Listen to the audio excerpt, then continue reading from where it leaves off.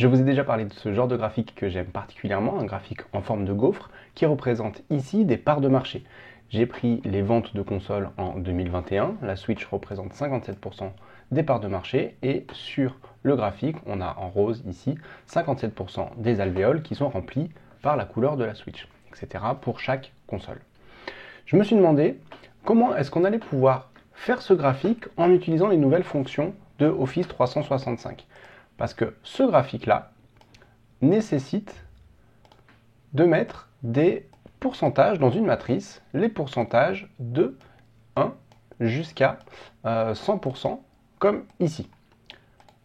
On peut le faire à la main, mais on va pouvoir aussi utiliser les fonctions Office 365. Et après, je vous montrerai juste comment faire ce graphique-là, parce qu'on va voir une petite problématique qui est assez importante.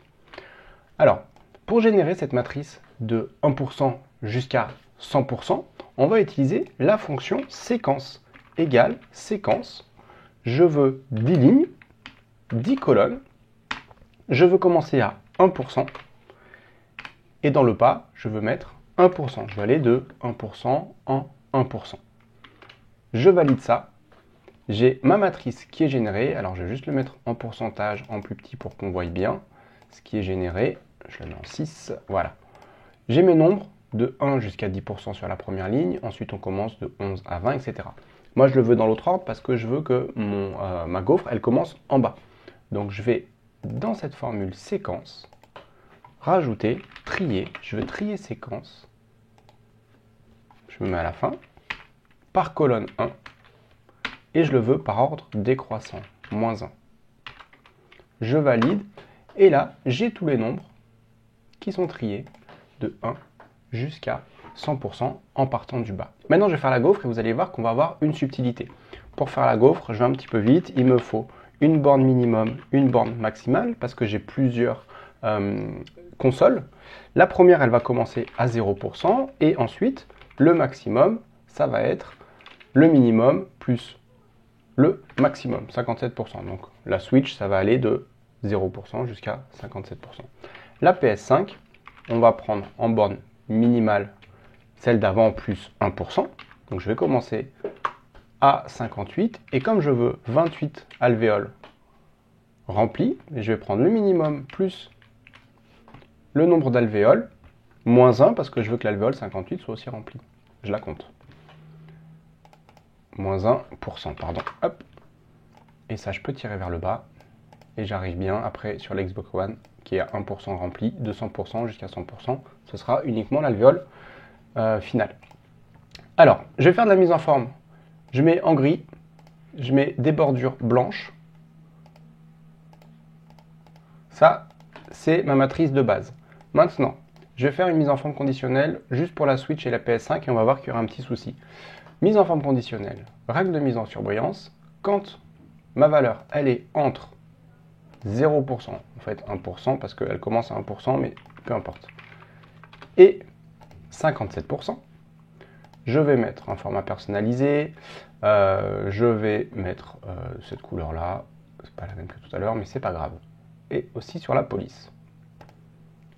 Ok, donc là j'ai bien 57%, 10, 20, 30, 40, 50, 57% qui sont remplis en rouge. Maintenant, je vais faire la PS5, donc la même chose, mise en forme entre deux valeurs, entre le minimum de la PS5, 58%, et le maximum, 85%. Je vais faire un remplissage, par exemple, je vais faire en violet, remplissage aussi. Et donc là, si je compte le nombre d'alvéoles, j'en ai 20 sur ces deux lignes, plus 4, 24, plus 3, 27. Alors que je devrais en avoir 28.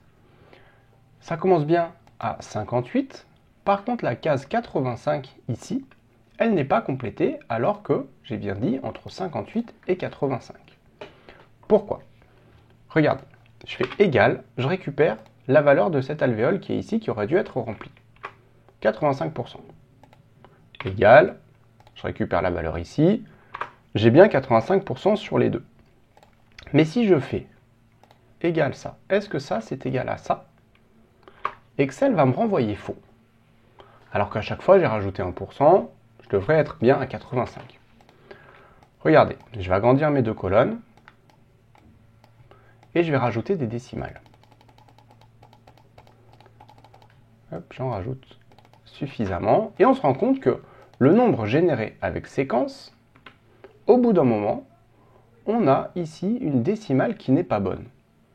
Alors pourquoi est-ce qu'il fait ça? Parce que Excel calcule en binaire et au bout d'un moment, on a un petit décalage avec plein de décimales.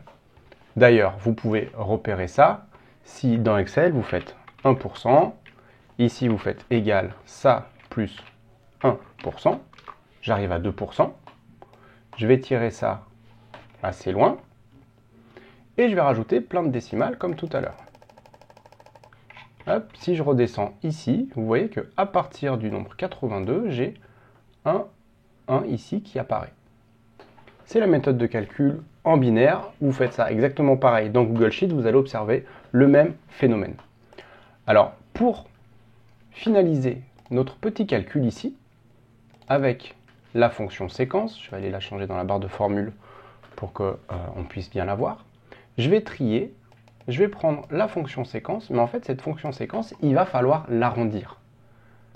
Arrondi, séquence, et je vais prendre deux chiffres après la virgule pour avoir des pourcentages. Je valide, et observez bien, quand je vais valider E2, qui devrait normalement se colorier en violet. C'est bien le cas. Maintenant, on a bien 85%, et pas 85,00001. Etc. Donc c'est juste pour vous montrer que des fois le mode de calcul d'Excel, il nous limite et il va falloir arrondir les nombres quand on travaille sur des nombres à virgule. Je peux compléter ma gaufre. Xbox Series, c'est entre 86 et 95. Je vais mettre ça par exemple en vert. Et il faudrait que je fasse la même chose pour la PS4 et la Xbox One. Je vais le faire rapidement.